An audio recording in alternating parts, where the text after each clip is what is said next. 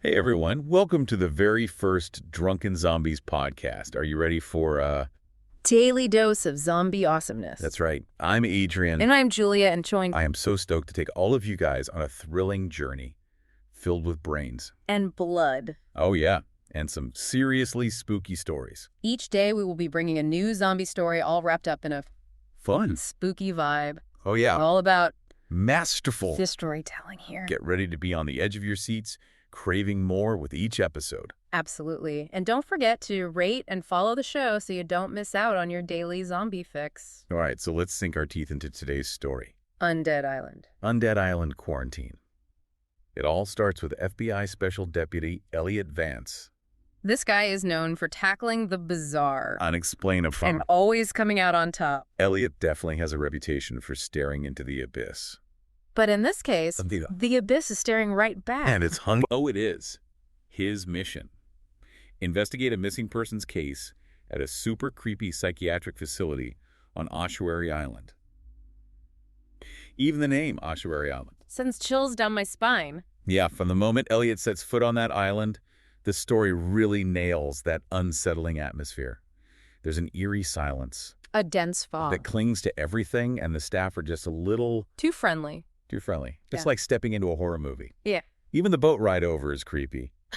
The pilot barely speaks, and the island is shrouded in this thick fog. Like it's trying to hide its secrets. You hit the nail on the head. The story sets up this amazing sense of unease right from the start. Yeah. You know, something is off. But you can't quite put your finger on it. Yeah, and then there's the facility director.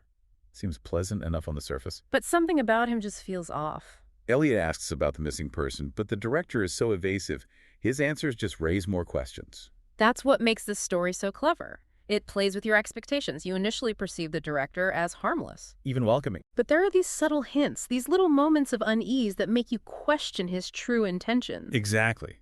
It's like he's trying too hard to be helpful, which makes you wonder what he's desperately trying to conceal.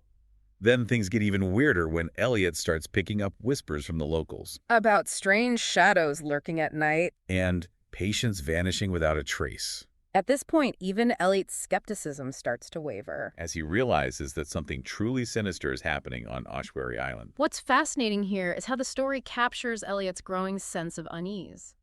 He's no stranger to the unusual, but even he starts to feel the weight of the island's secrets. And then boom, A power outage plunges the facility into darkness. and Eliot stumbles upon.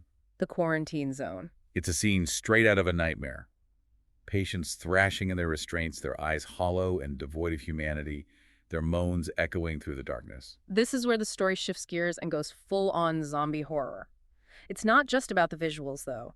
The author's descriptions are so visceral you can almost smell the decay and feel the panic in the air. Talk about a horrifying discovery.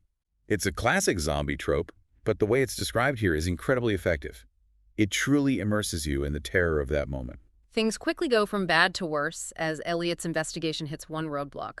After another. Communication with the mainland is completely severed. Access to key areas of the facility is blocked. He's trapped on this island with this overwhelming sense of dread, knowing that something truly evil is at play. The feeling of isolation in this story is palpable. He's cut off from the outside world, surrounded by people he can't trust, and a threat he doesn't fully understand. It's a recipe for disaster. And disaster is exactly what he gets. One night, all hell breaks loose. When the infected break free. From the quarantine zone, the facility descends into pure chaos, with screams as stench of fear and death. It's pure pandemonium. This is where the story kicks into high gear. We go from suspenseful mystery to full-blown zombie action. And it doesn't disappoint. Welcome back to the Drunken Zombies Podcast. When we left off Eliot Vance, our fearless FBI agent was facing a full-blown zombie outbreak on Ossuary Island. Talk about a bad day at the office, right? The infected had overrun the facility, and Eliot was fighting for his life. The story really captures the terror of that moment. You can practically hear the screams, smell the decay, and feel the sheer panic in the air. But amidst all this chaos, the facility director drops a bombshell. Where the director, the guy who is all smiles and creepy vibes, what's his deal? He admits that the outbreak wasn't some accident. This whole thing was a controlled experiment gone wrong. Hold on, a control experiment. Are you saying they were intentionally creating zombies? What were they thinking? It's not entirely clear what their motivations were, but it's obvious that they were trying to harness or study the zombie virus, and it backfired spectacularly. So what does Eliot do with this revelation?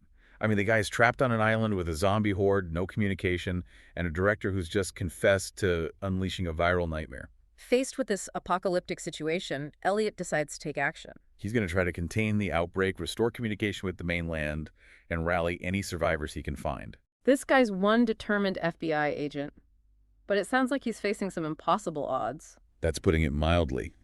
He's trapped on an island with a rapidly spreading zombie virus. But Eliot's not one to give up easily. Didn't you say the director was infected too?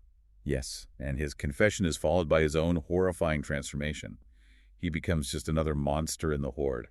It's a chilling reminder of how quickly this infection can spread and how easily it can turn anyone into a mindless, flesh-eating monster. This is where the story really dives into the human element of a zombie apocalypse. It's not just about the gore and action, it's about the fear, the desperation, and the loss of humanity. So what's next for Eliot?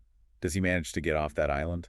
Ellie makes some progress. He's resourceful, and he uses his knowledge of the facility and his combat skills to his advantage. But then comes a truly devastating discovery. Remember all those roadblocks he was hitting?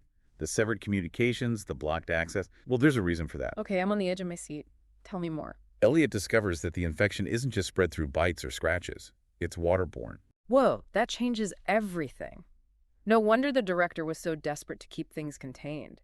But how on earth is Eliot going to stop a waterborne zombie virus on an island? It's a nightmare scenario, and it pushes Eliot to the absolute brink, faced with the horrifying reality of a waterborne zombie virus.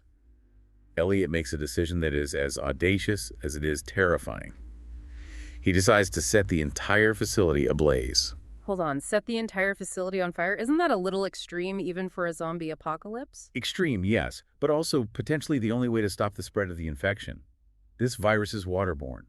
Destroying the facility and everyone in it, including himself, might be the only way to contain it, to prevent it from reaching the mainland and potentially triggering a global pandemic. Okay, that makes sense. But still setting fire to an entire building full of infected people, that's a heavy decision to make. It's a decision born of desperation, but it also highlights Eliot's courage and his unwavering commitment to protecting others, even at the cost of his own life. So does he actually go through with it? How does he even manage to pull that off? The story goes into detail about how Eliot fights his way through the infected hordes, using his surroundings, his combat skills, and sheer willpower to make his escape. It sounds like something straight out of a zombie movie. The author does a fantastic job of building suspense and keeping you on the edge of your seat. Okay, so Eliot sets the facility on fire and fights his way through a horde of zombies. What happens next? Does he make it out alive? Against all odds, Eliot escapes the burning island. But he's badly wounded, both physically and emotionally. He's seen things, done things that will haunt him forever. And to make matters worse, he's carrying a terrifying secret. He's been infected. No way. After all that, he still got bitten. That's brutal. So what does this mean for Eliot, for the mainland? That's the big question, isn't it? Eliot's arrival on the mainland, hailed as a hero, is actually the beginning of a much larger nightmare. He's unknowingly bringing the zombie plague with him. Welcome back to the Drunken Zombies Podcast for the thrilling conclusion of Undead Island, Quarantine. Last time we left our hero, Eliot Vance, escaping that inferno he created. Carrying a terrifying secret. Yeah. He's infected. He is. So what happens when Eliot reaches the mainland? Does he immediately transform into a flesh-eating monster? The story doesn't explicitly show us Eliot's transformation, but it paints a vivid picture of his internal struggle. Oh. He's hailed as a hero, right? But he knows the truth. Yeah. He's a ticking time bomb. Oh, man. That's what makes the ending so impactful.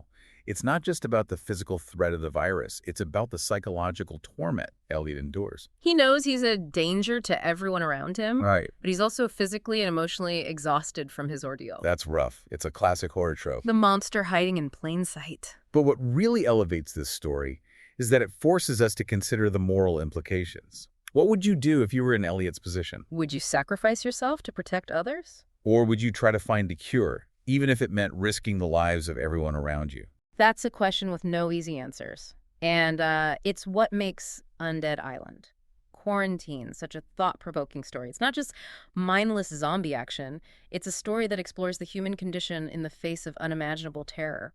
And while the story ends on a cliffhanger, leaving us to imagine the potential consequences of Eliot's infection, it also offers a glimmer of hope. Throughout the story, Eliot demonstrates incredible resilience and a deep sense of responsibility. He's not just fighting for survival.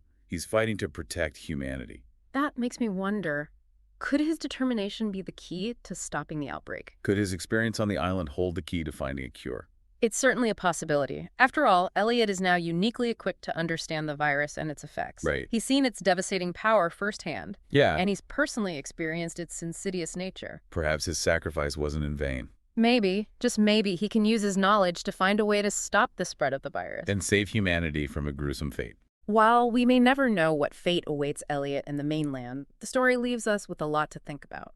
It reminds us that even in the darkest of times, hope can emerge from the most unexpected places. And it challenges us to consider our own values and how we would react in the face of a similar threat. Well, on that note, we've reached the end of our journey into Undead Island. Quarantine. It's been a thrilling and thought-provoking ride, hasn't it? Absolutely. It's amazing how a good zombie story can be so much more than just brains and blood. So true. It can make us think about ourselves and the world around us. And who knows, maybe it can even inspire us to be a little braver, a little kinder, and a little more prepared for whatever horrors life throws our way. Until next time, zombie fans, remember to rate and follow the Drunken Zombies Podcast for your daily dose of undead awesomeness. Sleep tight and don't let the zombies bite.